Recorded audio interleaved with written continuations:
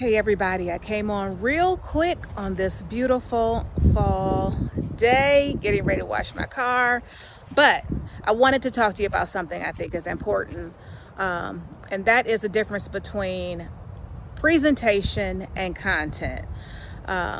If you're new to my channel, my name is Jennifer Mitchell-Early. I help individuals and teams achieve organizational and personal success, and this is Leadership Matters.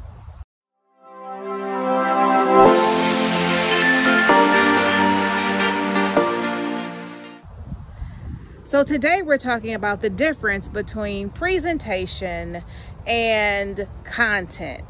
And I want to say up front, maybe it's not so much a difference, maybe it is just where our priorities should lie. So if you're new to training and development, or you've been in training and development for some time, you have seen, probably like I have, the push to use authoring tools, that anyone can do it and you can make it look pretty and have all the bells and whistles, and have it where you can do gamification and someone can take it asynchronously, and all of those things that make those nice additions, those nice bonuses, those nice add-ons to training, right?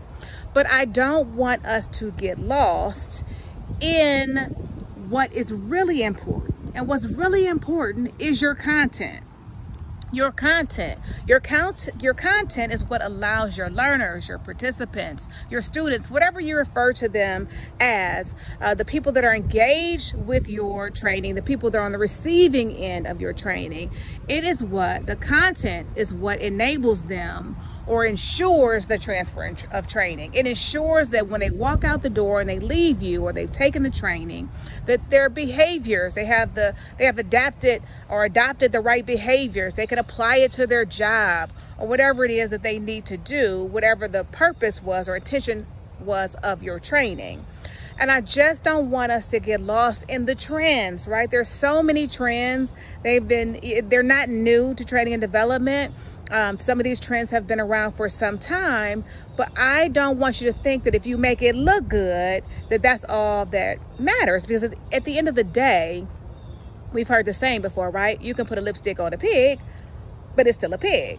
And so if you don't have strong content, if your objectives are not aligned with your content, if your content is not aligned with adult learning principles, one-third presentation, 2/3 application, if it's not sound, then your training won't be sound. So I want you to think of the content as the foundation, right? So just like with your home, if the foundation is faulty, your house is faulty. It's not on solid ground. If your foundation of training is faulty, then that means your training is shaky. It's not on solid ground. I want you to think about it in this way.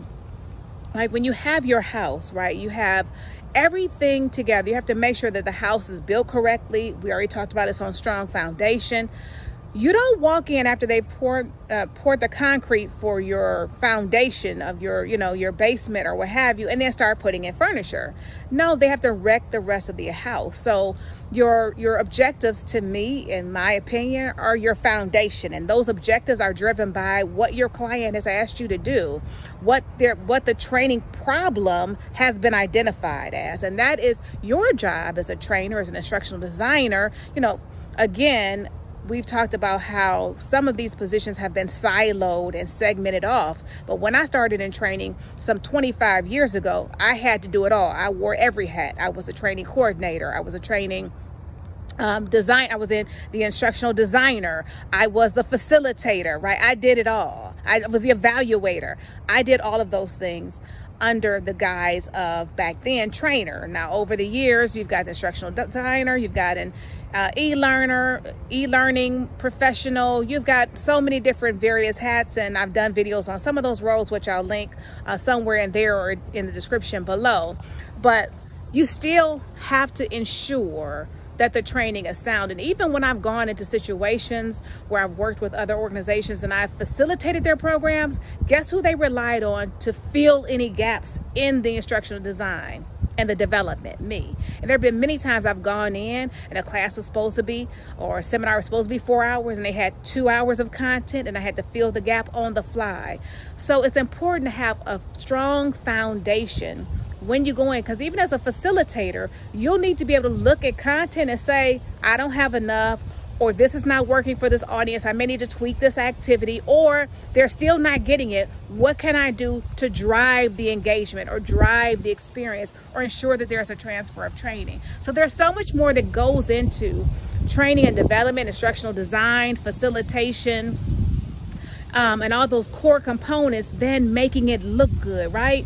When I first started in training, there used to be, you would come in, and I still do this because I still think that this is important. You come in and have games, little toys on the table, and you'd have candy, because some people learn different ways. Some people have to touch and feel and do things, right? And so that was the purpose of the toys, just to give them a way to fidget when you're sitting for a long period of time, or help them to think things through. Sometimes they need to have something in their hands. But we've gotten away from so much of that, and everything is so, again, these are all just my opinions, guys. I've been doing this for a long time, but that doesn't mean I know everything and I've done everything, because I don't know everything and I haven't done everything.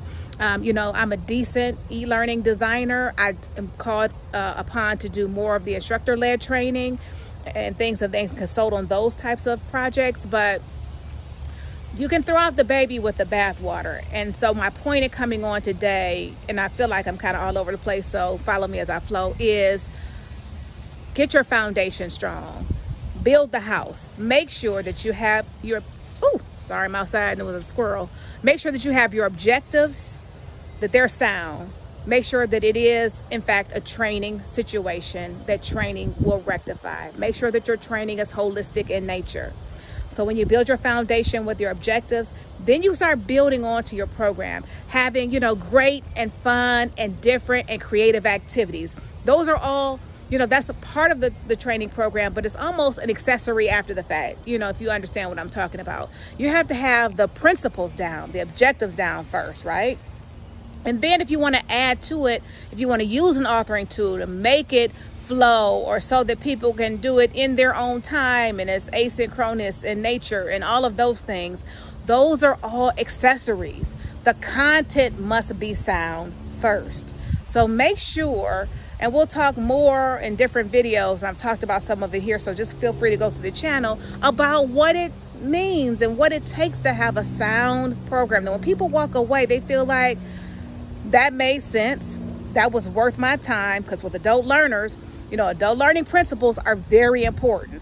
This is useful information for me. You want people to feel like they left their desk, or they stopped working, they took time away, even if they're working from home, to look at this training and that it was valuable to them. The one thing you don't want people to do, and this happens a lot of times with compliance training, because it's so dry, because it's compliance, that people are just clicking through your module, memorizing responses, asking, for help, phoning a friend, if you will, to get these answers so they can get through it. Most people hate compliance training. So how can you make your training valuable? How can you make sure it's something that walk away, they think, you know what, I didn't know that before, or this is useful, or this is going to make my life or my job easier.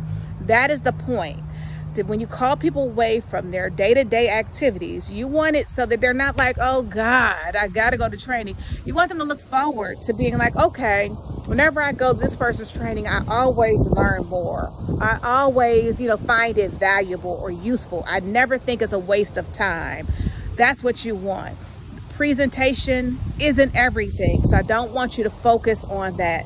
There's so many times I've worked with organizations that said they wanted to work with Articulate or Captivate and all of that, and when I get in, and I'm still working in Microsoft Office. I've talked about it in countless videos. Now there may be some that you are working in that arena more, where you're working with those tools, but you still have to ensure that it is you know, the content is solid, that it's not a bunch of crap that looks good, that's actually going to help the end user to do their job. That is the whole point, or the end user to learn something, apply something that they need in life, whether or not you're in a corporate setting, or maybe you're in, you know, a community setting or church, wherever you're conducting training. A philanthropic organization, people don't want to take time out for anything. People's time is valuable. So you want to make sure that you're giving them exactly what you said. And as an aside, if you're working as a consultant and you're brought in on a project, you want to be able to look at it and be like, I'm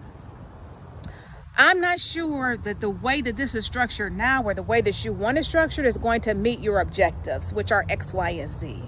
And you want to make sure that those objectives also align with the organization mission and vision. That's something that, you know, sometimes middle managers don't necessarily think about. They're siloed in their department, and they want to make sure that it works for their department, when it may be something, especially if it's an enterprise-wide project, you find that more on the technical side of things, where it's not just going to impact that manager's department, it's going to impact the entire organization. And you have to know how your training can be customized, or adapt, or be adaptable by other departments. So it's very important that content being sound means you can take it and you can massage it, and you can take parts and pieces of it, and you can make sure that it's digestible for your client and for the organization as a whole.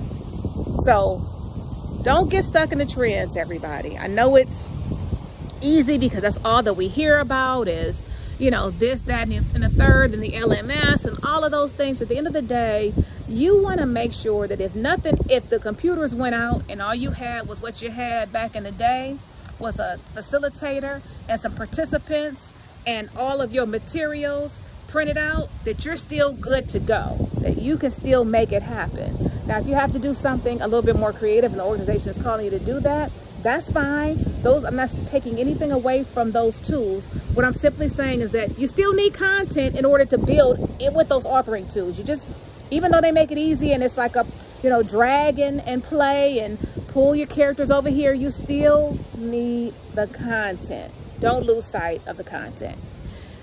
If you like this video, please go ahead and give me a thumbs up.